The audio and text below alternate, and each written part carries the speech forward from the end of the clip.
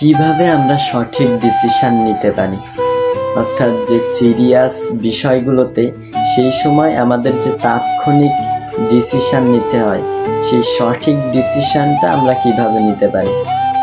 সেই সময় কি আমাদের মনের কথা শোনা দরকার নাকি মস্তিষ্কের কথা শোনা দরকার?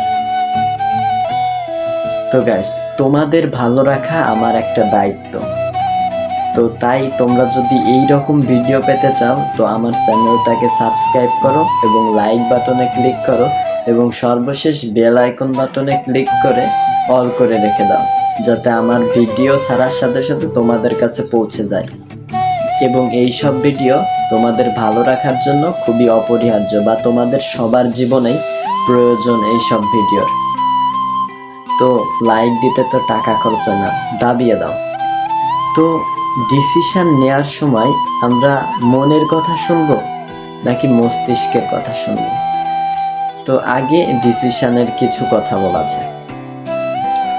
তো ডিসিশন হচ্ছে আমাদের এমন একটা বিষয় যা পূর্বের যেসব আমরা ডিসিশন নিছি, অর্থাৎ যেসব সিদ্ধান্ত আমরা নিছি, তারই কিন্তু ফল হচ্ছে আমাদের বর্তমান।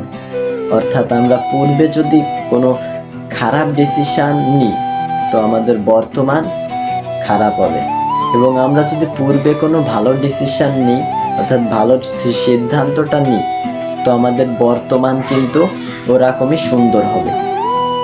তো ডিসিশনের গুরুত্ব আমাদের জীবনে অপরিহার্য, কারণ একটা ভালো ডিসিশন কিন্তু আমাদের বদলে দিতে পারে জীবন। বস, শুধু যে আমার জীবনের ডিসিশন বা তোমার জীবনের ডিসিশন লাগবে এমন কোনো বিষয় নয়, কিন্তু আমরা আমাদের এই সোসাইটিতে, অর্থাৎ আমাদের এই সমাজে কিন্তু সবারই একটা ভালো ডিসিশন নেওয়ার ক্ষমতা তৈরি করতে হবে। এবং এবার আসা যাক যে আমরা মনকে প্রাধান্য দেব নাকি আমাদের মস্তিষ্ককে প্রাধান্য দেব ডিসিশন নেওয়ার সময়।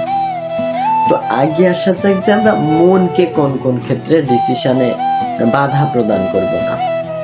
তো সাপোজ ধরো তুমি অনেক ভালো কাজ করছো, বা তুমি একটা জব করছো, তো তুমি একাধারে কয়েক মাস কাজ করে যাচ্ছ, তোমার একটা যে অবকাশ অর্থাৎ ছুটির দরকার, তো তোমার মন বলছে যে এই 2 দিন ছুটি নিয়ে কোথা থেকে বেরিয়ে আয়, অর্থাৎ কোনো জায়গা থেকে ঘুরে আসো। তখন তুমি তোমার মনের কথা শুনতে পারো, কারণ কাজ তো তুমি অনেক করে ফেলেছো। 2-1 দিন ছুটি নিয়ে ঘুরে বেড়ালে তো তোমার তেমন ইম্প্যাক্ট পড়বে না তোমার কাজে। তো এক্ষেত্রে তুমি তোমার মনকে প্রাধান্য দিতে পারো, এবং যে এই 2 দিন যে তোমার লস হয়ে যাবে এমন কোনো বিষয় নয়। তুমি যদি এই 2 দিন কোথা থেকে ঘুরে আসো, তো তুমি আরো ভালোভাবে, অর্থাৎ রিফ্রেশ হয়ে তোমার কাজে আবার নিয়োগ করতে পারবে। তো এবার আসা যাক মস্তিষ্কের কথা। তো মস্তিষ্কের যে বিষয় সেটাকে আমাদের সবসময় প্রাধান্য দিতে হবে, কারণ আমাদের মস্তিষ্ক কখনো আবেগের বশবর্তী হয় না। অর্থাৎ আমাদের মস্তিষ্ক বেশিরভাগ আবেগকে প্রাধান্য দেয় না। আমাদের এই যে সোসাইটি, অর্থাৎ বর্তমান যে সমাজ, সেটায় আবেগের কোনো মূল্য নেই, আমাদের বাস্তবতায় রয়েছে মূল্য।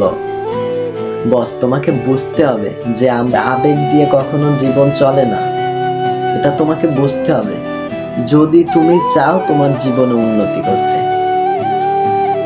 তুমি একটা জিনিস ভালো করে খেয়াল করে দেখো, বা তোমার জীবনের সাথে মিলিয়ে দেখো, যখন তুমি